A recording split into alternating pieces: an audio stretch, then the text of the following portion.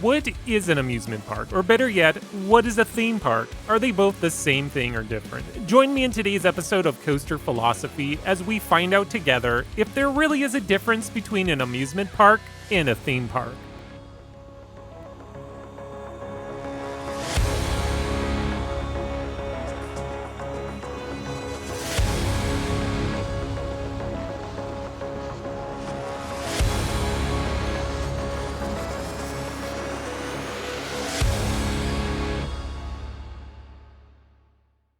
You and your friends have a free day coming up, so what better way to enjoy this special time off than heading on over to your local theme park? Or is it amusement park?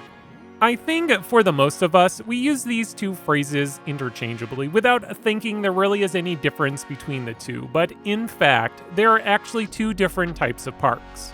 So first, let's look at what an amusement park is. According to the Webster Dictionary, an amusement park is a commercially operated park having various devices for entertainment, such as a merry-go-round or roller coaster, and usually booths for sale of food and drink.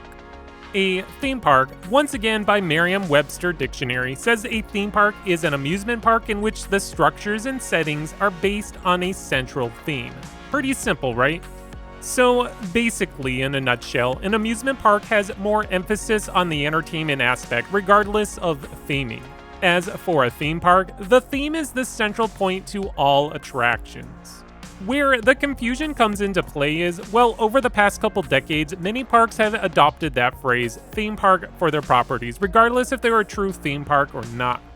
Once Disney and Universal Studios opened and started to gain popularity, the smart business move would be to copy their success. A part of that success would be to rebrand or define your property from being a simple amusement park to a complex, well-thought-out theme park. The Six Flags chain will call their properties theme parks, which I would disagree with. Sure, they have attractions that are themed or lightly themed, they even have quote-unquote themed areas, but that doesn't mean that the whole park or even major sections of the park really focus on an overall theme. Six Flags Great Adventure has a few so-called themed sections of the park, but a good majority is left unthemed. Many of their pathways, stands, are single attractions with their own presentation. Cedar Fair, which is another major entertainment park chain, will call their properties by different definitions. Kings Island is referred to as an entertainment destination, and they actually call their park an amusement park. The same can also be said of Cedar Point, but we'll pull in key phrases like resort destination. Knott's Berry Farm is referred to as California's original theme park, which, using that term theme park, might have more merit in this situation. Nevertheless, the broader of a definition you can provide to your property, the better. I think the term amusement park has gotten a bad rap over the past few decades, especially with Disney on the scene. The fact is, there is nothing wrong with being an amusement park, and dare I say, some of these amusement parks are better than a high-budgeted theme park.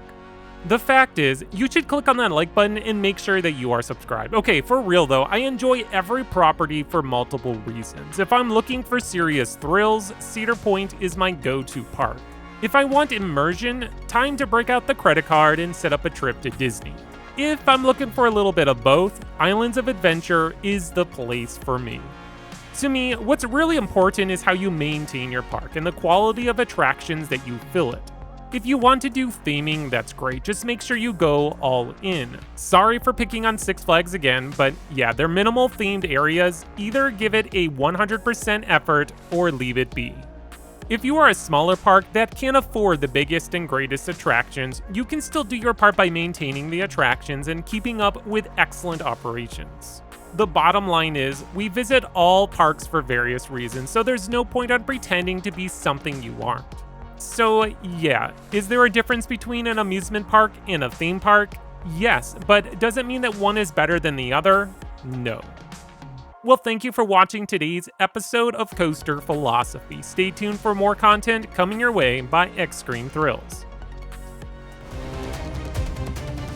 It was supposed to be the biggest and baddest Giga Coaster to date, but instead turned into one of the most heated discussions in 2020. Join me on the next episode of Coaster Philosophy as we take a look at all the facts and finally settle the debate once and for all. Is Orion a Giga Coaster?